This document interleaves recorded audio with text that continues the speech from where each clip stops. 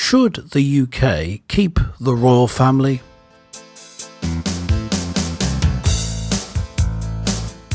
Hello and welcome to the Mark and Pete Show. Yeah.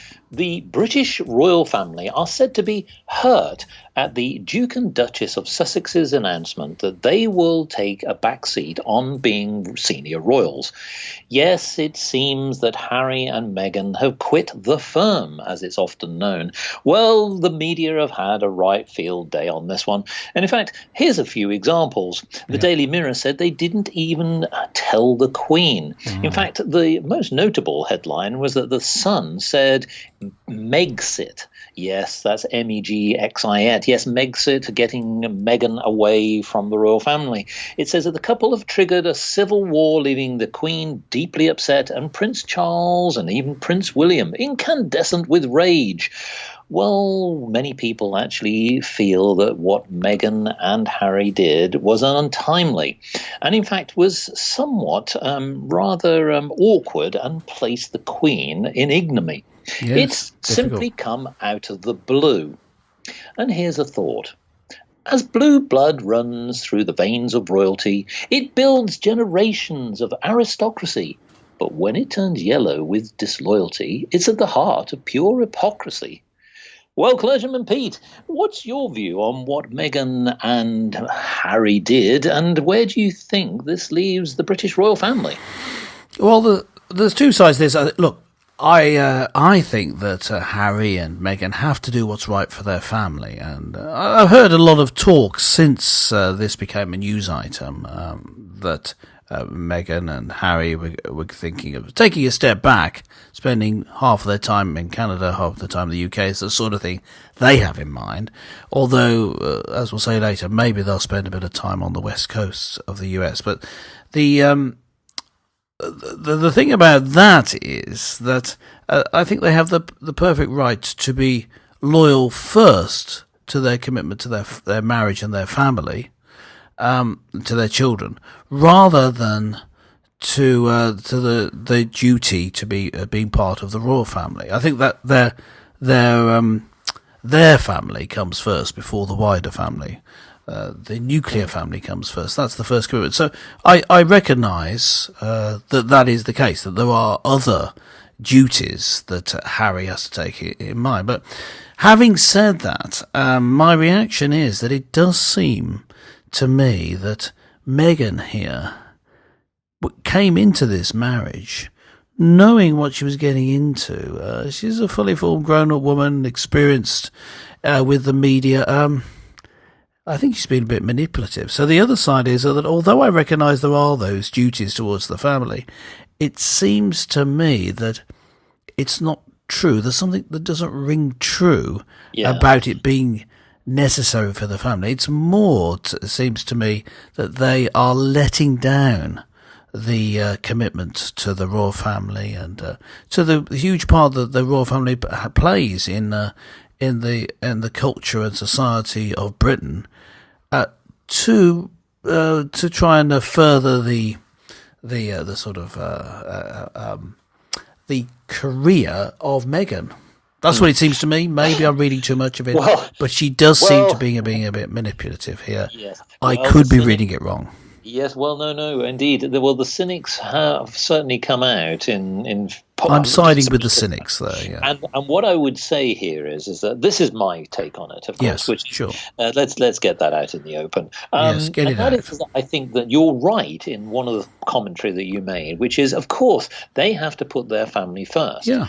But we're talking about a slightly unusual family in the sense that Harry and Meghan chose to pursue this particular route, as in to be Duke and Duchess. And they knew that this was going to happen, this journey of having to represent the royal family and the United Kingdom on their world travels and be under the spotlight of media scrutiny and also world scrutiny. So it wasn't as though it was a major surprise when, the media starts to talk about every aspect of their lives. And I think, to your point, Meghan could not possibly, and in my opinion, have any qualms with the way that the UK media operate. Because, as you say, she comes from a media background, and whilst that's America, accepting that American media does work in a different way to the British media, it's not as though she could have been completely naive to the environment that she was going to go into. Yeah. Now, here's the other thing, which is about timing. Timing is the issue for me. Why did they choose to do this now? Yeah. And the reason I say that is that we've come off the back of last year of the shenanigans of Prince Andrew. Yes. We don't necessarily need to bring that out again, but we clearly have that still resonating in our ears, and the royal family are still trying to pick up the pieces of that issue. Yeah. So what we now have is what has often been described as a bombshell by certainly the senior royal members of the family in the British royal family. And I think that this is really bad timing. Nobody would have a dispute that if they felt as individuals they needed to take a back seat, that could easily have been put together as a solution, which is what now is certainly being considered.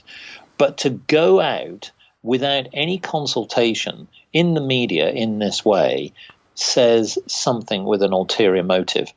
Now, why would they do that? And I'm going to suggest something else. You mentioned about Meghan's potential career.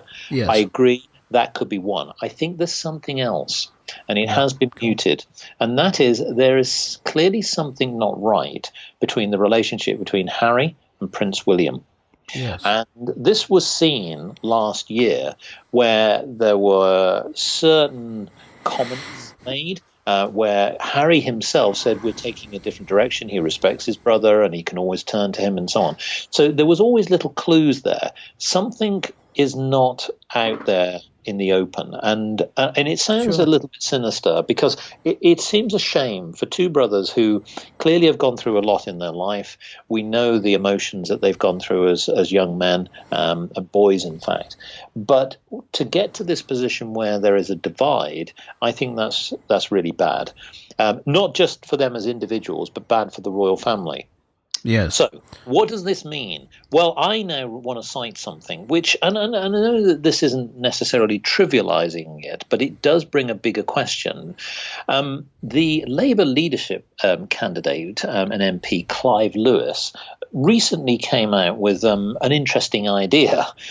He did defend the Duke and Duchess of Sussex's decision to step back because of the scrutiny, etc. But what he did is he came up with a provocative idea. Should now the British people have a referendum as to the future of the royal family? What's your thoughts on that? Well, I do have thoughts on that, in that I've never been a big fan of having a royal family. It seems a bit pointless to me. I like a lot of people. I like the Queen.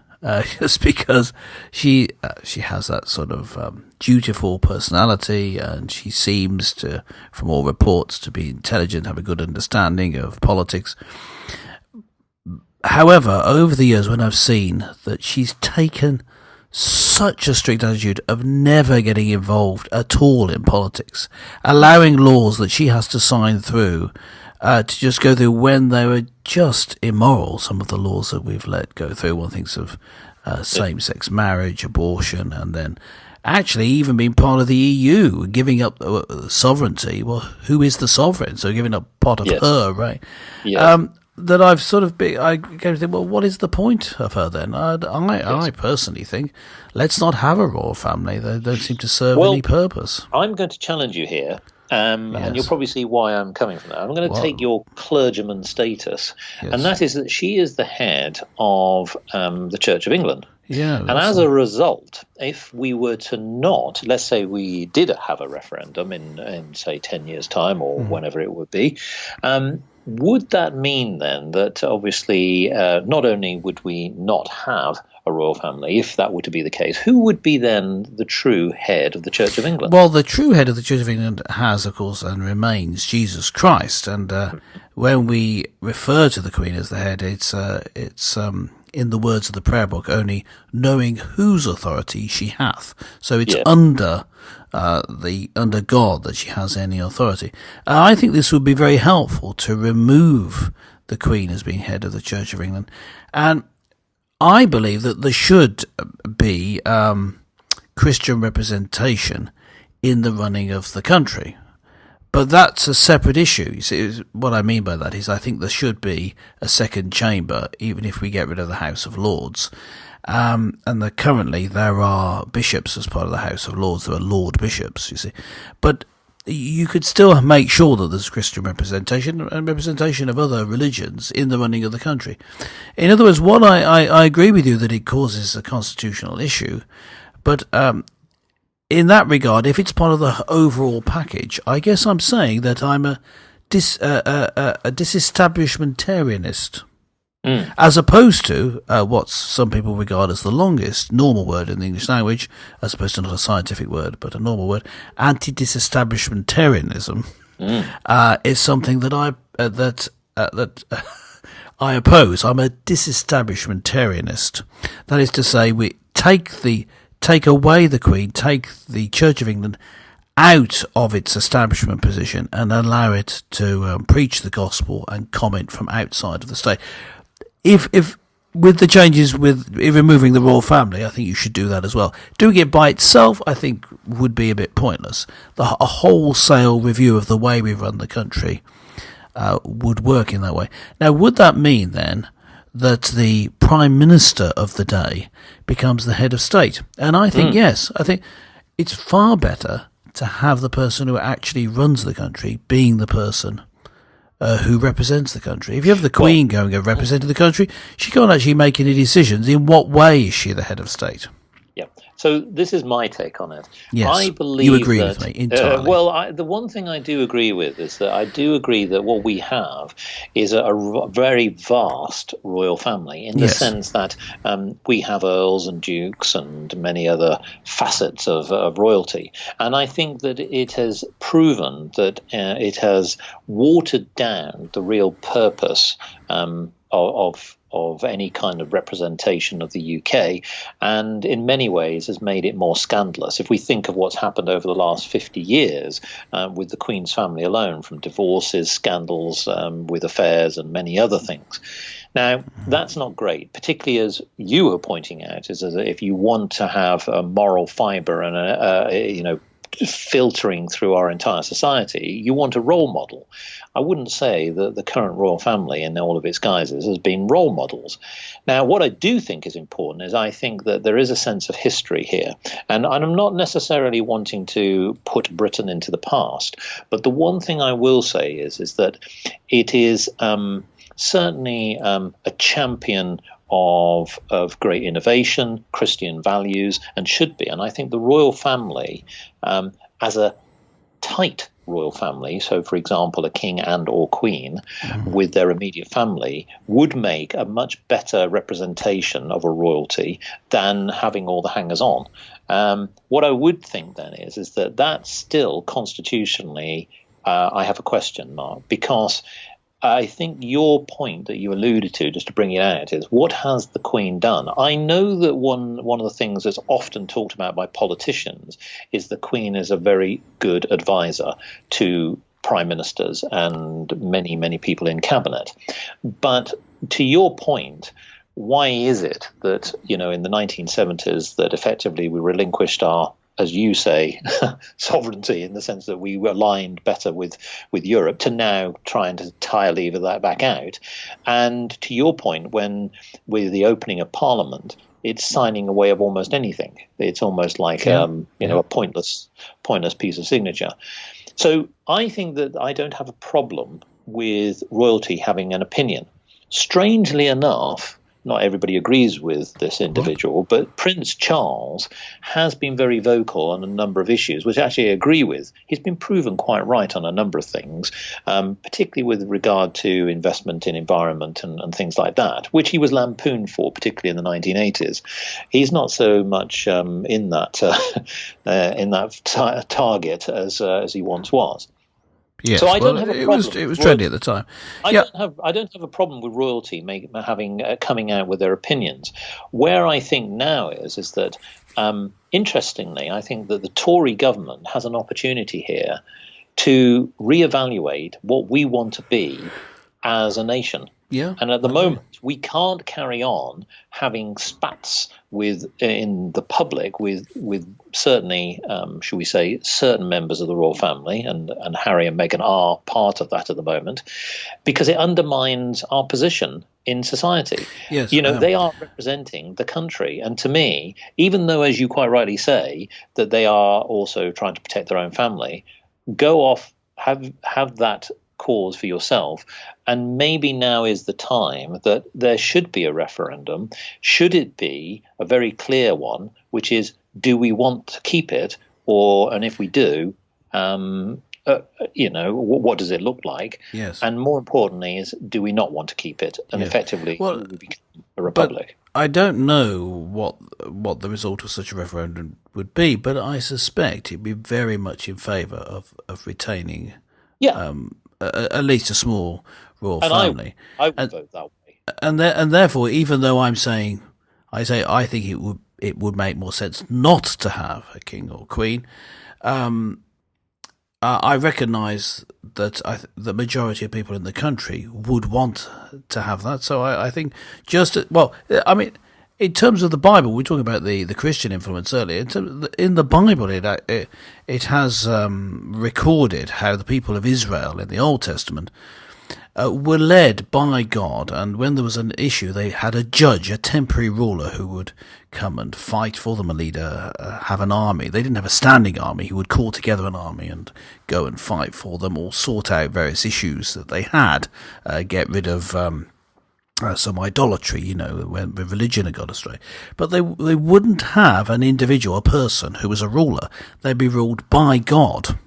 And the basic makeup of the society, the basic building block of the society, was the family unit. And the people, however, wanted a king, because as all the other nations around had a king. And in the Bible, it's recorded that God warned them that they shouldn't do it. This is in 1 Samuel chapter 8, back there in the Old Testament. When they asked for a king, the Lord says through the prophet Samuel, he says, "This is what the king who will reign over you will claim as his rights. He will take your sons and make them serve with his chariots and horses, and they will run in front of his chariots." In other words, this is not going to go well for you, because he'll want to fight wars and take your children to do it. And then he says, he will assign others to plough his ground and reap his harvest. You'll end up being slaves to the king, slaves to the government, if you have that sort of person in place.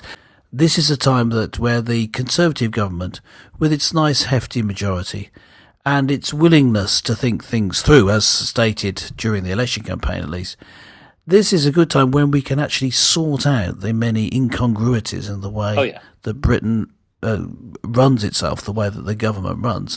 And it may be that the Britain is very much in favour of retaining royalty, but there are other things like, where does the House of Lords fit in? Where does the Supreme Court fit in? There are things, Completely. The whole way that the country is run could be looked at now. Well, indeed. And from my point of view, it does open the big questions in terms of, if we come back to what really sparked this, which of course is Harry and Meghan's announcement, which is, well, what really will their role be now, and who will pay for them? How will they be funded? Yes. Will they be independent? But more importantly is, and I think this is something which I would say is important as individuals, which is the relationship, as in personal relationship, they have with the other members of their family. Clearly, there is a rift. What is that rift? I hope that can be resolved, because I think what we don't want is that we wouldn't want to see them being like the black sheep of the family and never to be seen again. We've seen the issues that have happened with Prince Andrew. I wouldn't want this cumulative effect that would then overshadow the purpose of the royal family. Yes, and bearing in mind, of course, that Meghan Markle's own sister is saying that she's using the divide and conquer tactic on the royal family. So there's more political shenanigans behind the scenes, maybe manipulation going on, as I alluded to at the start. So who knows how it'll end up, but I think that they've got themselves into this mess. Yes, indeed. Well, listeners, what do you think? I mean, this certainly has sparked a lot of debate. Oh, yeah. Some may see that this is a good time to slim down the monarchy, and this is what exactly the UK needs to go forward. But maybe you've got a different view. Maybe you do have some sympathy with Harry and Meghan, and maybe there is something that actually, will come out. And we know that maybe that they can justify their actions. Why not log on to markandpete.com and let us know your thoughts? Well, we believe that this subject will run and run, and we will see what unfolds. Well, thank you for joining our show, and join us again next time for more colourful conversations with Clergyman Pete and Businessman Mark.